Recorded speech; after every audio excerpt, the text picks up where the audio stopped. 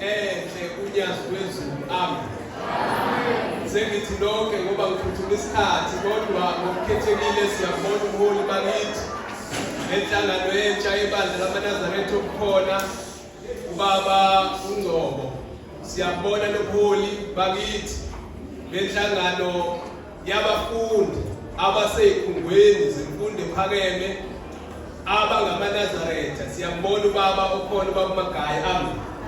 Nabo bonke-ke baphathiswa ngokwahlukana kwemisebenzi abayiphathisiweyo siyababingelela egameni lenkosi. Amen.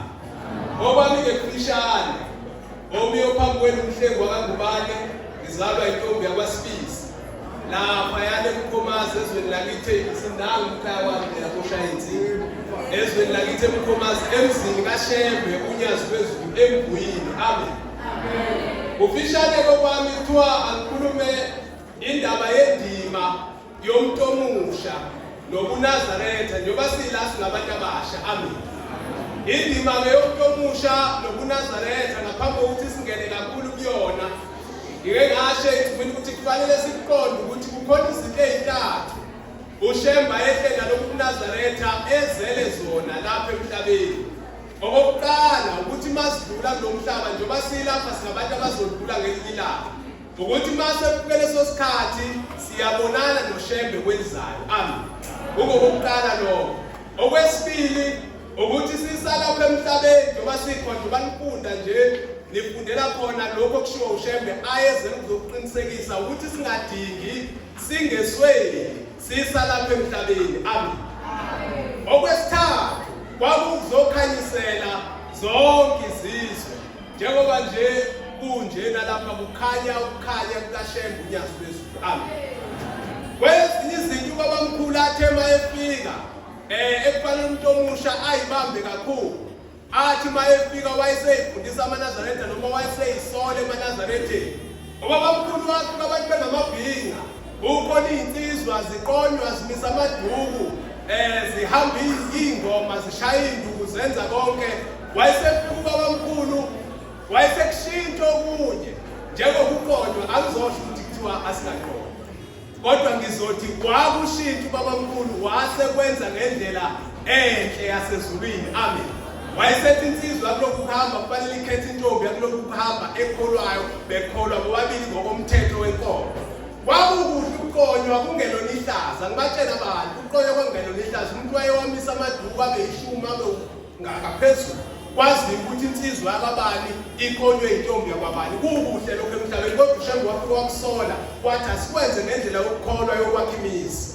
Okunye uShembe afika wakusola wafika abantu nje beyibhiyela isintu begaya utshwala bephuza nje nasemakhaya bengoni lutho mayeyazi ukuthi ubaba lapha ekhaya uyayishayela agayelwe nje ukhambana lakhe khona lapha egcekeni kungonakali lutho wawungeke umuzwe esephuma ethuka bonke abantu egcekeni wawungeke umuzwe eseshaya abantu lapha. Kwakuyinto enhle uShembe kodwa wafika ngaleso sikhathi wabona ubungozi bayo obuzayo naseqonyweni kwakukuhle uqonyo ngisho njalo kodwa uShembe wabona ubungozi obuzayo ukuthi namhlanje abantu bayaqonywa kukhona izifo ezikhona bayithola abantu kungabe kusaba khona ukungcweliseka kwensimbi yobungcwele ezozala amaNazaretha kusasa njengoba silapha nje siyikusasa laleli sonto. Wakusola kuthola kunjalo ngoba bayisazi ukuthi kule generation yethu namhlanje uyabona nje abantu babephuzile lapha namhlanje bahambe bethuka bonke abantu athuke ngisho umzali wakhe ashaya umzali wakhe lento imenzise zonke izinto ezimbi kodwa uShembe wayibona ingakali njalo wathi ngiyayivala lento kusemanje seyinhle kanje ngoba kusasa izoba nomngozi. Okunye uShembe afike wakusola umuthi obaba bethu nokhokho bethu babeyidla nje imithi kwaziwa ukuthi hayi kasibani kunomuthi ophilisayo mawuye kuyena uyaphila mawufuna inkomo zande ziyanda konke nje okuhle okwakwenziwa umuthi ngalesi sikhathi bengandile kakhulu abathakathi noma babekhona kodwa kwakwanda abantu abanemithi emihle ngoba ngishendlunkulu kwakuze kube khona isanusi sakhona esaziwayo ukuthi lapha kunesanusi sakhona esingashayi emhlolweni. Uma babamkhulu efika wayesawusola umuthi ngoba ebona ikusasa lawo yabona namhlanje ayisekho indaba yomuthi oyibuka la ukuthi ayikho indaba yomuthi. Uyabona bawuhamba lapha eThekwini usuke ngeshwa nje umuntu omiswa kalula yilaba bantu ubona abantu bahleli bakelile babeke inyamazane nezikhumba lana konke kuningi kuthiwa hayi woza simncindise umuntu wenhlanhla. Uthi uyambuka lo muntu othi unomuntu wenhlanhla ubuka amaqala akhe ahlazi uyabona ukuthi kwagezwa kugeziwe kahle. Uthi uyambuka lo muntu ngoba uswele inhlanhla yena sizo sakhe yiphi le nhlahla angasanginike yona.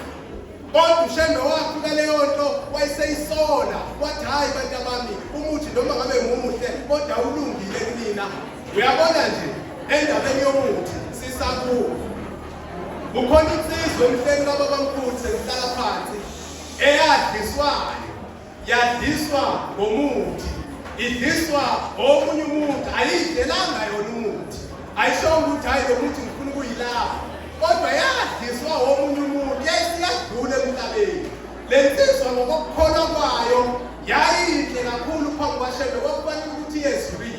Kodwa yathi mayisifika phambi kwabalindi bamasango basebethi abalindi bamasango awuzongena kulo muzi ngoba egazini lakho ukhona umuthi abasezulwini abanandaba weda lo muthi ufake ngoba uthanda wena noma ufakiwe kodwa ungene ezulwini umuntu onegazi lomuthi enyameni yakhe.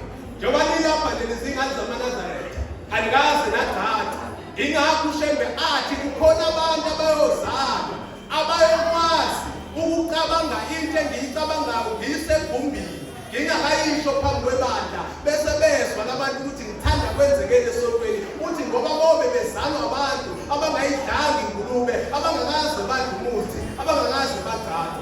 Okokugcina njengoba nila kufanele ukuthi nibambe ushenge nibambe ukufunda kuzoba yimpumelelo lokho kunina ningabambi okukodwa kube khona okunye okulekhaya ngoba mawubamba ushenge umbonga ngezikhathi zonke usuke wazi ukuthi impumelelo yakho yonke ile esandleni sikaShembe ngoba ungaba nakho konke uNkulunkulu uyakwazi ukuthi akunike imali bese evala isitoko.